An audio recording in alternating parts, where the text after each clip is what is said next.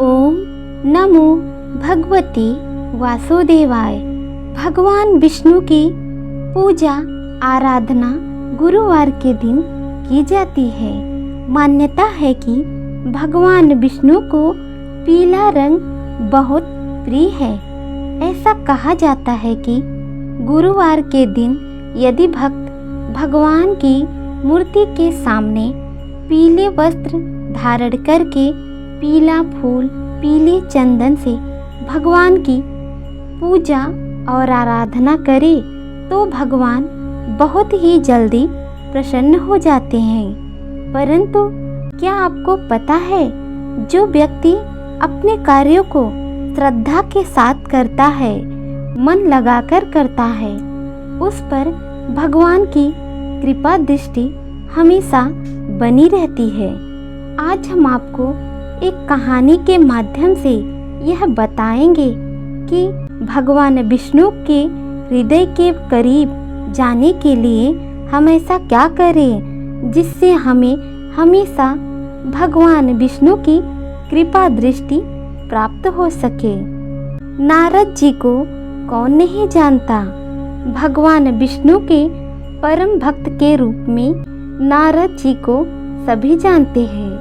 कहते हैं कि नारद जी समस्त ब्रह्मांड में कहीं भी भ्रमण कर ले और किसी भी अवस्था में हो, परंतु नारायण नाम का जाप कभी नहीं भूलते। ऐसे ही एक समय की बात है, भगवान नारद नारायण नारायण करते हुए जा रहे थे।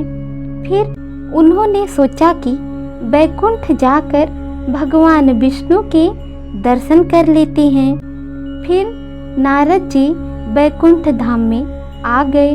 वहाँ पर आकर उन्होंने देखा कि भगवान विष्णु महाविष्णु जी किसी चित्र को बनाने में बहुत ही मग्न हैं और उनके आसपास शिव ब्रह्मा देवतागण इत्यादि अगणित देवता भगवान विष्णु की कृपा कटाक्ष पाने के लिए लालायित खड़े हैं, किंतु भगवान विष्णु को उनकी ओर देखने तक की फुर्सत नहीं है।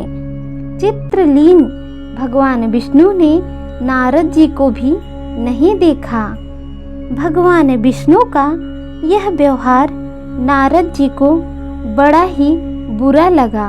उन्हें अपमानजनक प्रतीत हुआ और वे भगवान विष्णु के समीप गए और उनके पास ही खड़ी माता लक्ष्मी जी से पूछने लगे, आज इतनी तन्मयता के साथ भगवान किसका चित्र बना रहे हैं?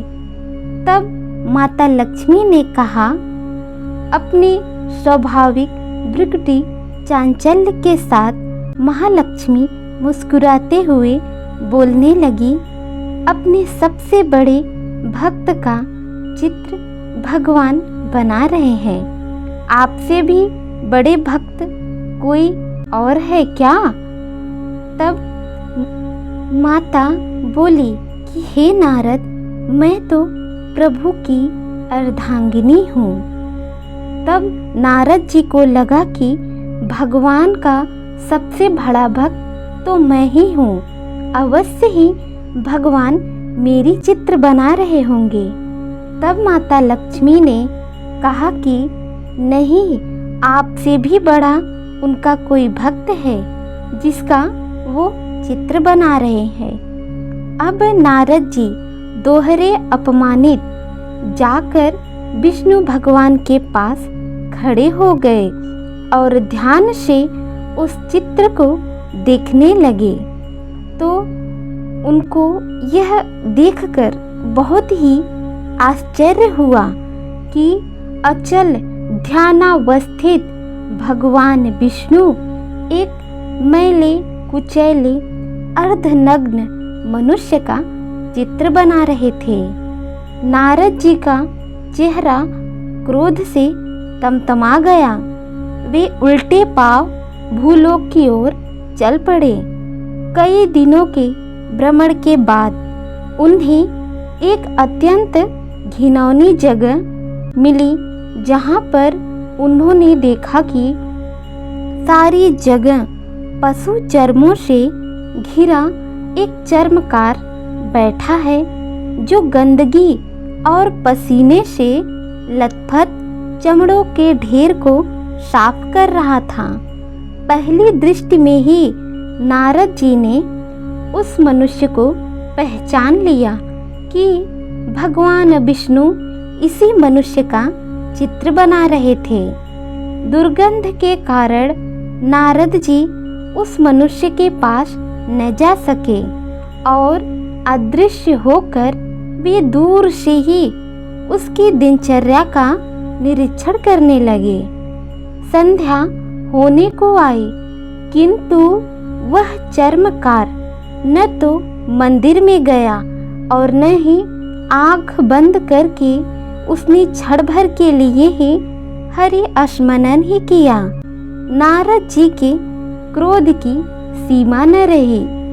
एक अधमाधम चर्मकार को श्रेष्ठ भक्त बताकर भगवान विष्णु ने उनका इतना घोर अपमान किया है। अंधेरा बढ़ने के साथ साथ भगवान नारद के मन की अस्थिरता भी गहरी होने लगी।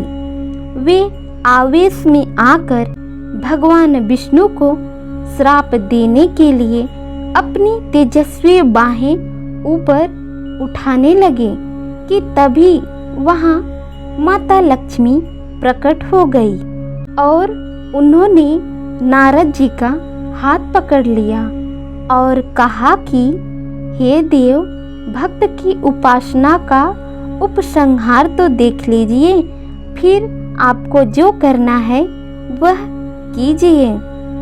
उस चर्मकार ने चमड़े के ढेर को समेटा, सबको एक गठरी में बांधा, फिर एक मैले कपड़े से सिर से पैर तक शरीर को पोंछा और गठरी के सामने झुककर विनय बिहल वाणी से कहने लगा, हे प्रभु, दया करना, कल भी मुझे ऐसी ही बुद्धि देना कि आज की तरह ही पसीना बहाकर तुम्हारी दी हुई इस चाकरी में सारा दिन गुजार दूं। तब भगवान नारद जी ने मन ही मन उस चर्मकार को प्रणाम किया और वह बहुत प्रसन्न हो गए। भगवान नारद यह समझ गए कि चर्मकार भगवान विष्णु को इतना प्रिय क्यों है, क्योंकि जो व्यक्ति अपनी आजीविका को प्रभु का दिया हुआ वरदान समझकर भक्ति के साथ उस कार्य को करके प्रसन्न होता है, वही व्यक्ति भगवान के हृदय के बहुत ही करीब होता है। इस कथा से हमें यह पता चलता है कि हमें किसी भी कार्य को लगन के साथ करना चाहिए। किसी भी कार्य को मन लगाकर करने से भगवान उस व्यक्ति के ऊपर बहुत ही प्रसन्न होते हैं। यदि आप किसी काम को सही तरीके से करें तो आप प्रभु के हृदय में बस सकते हैं। उम्मीद है आप सभी को यह कहानी पसंद आई होगी। ओम नमो भगवते वासुदेवाय।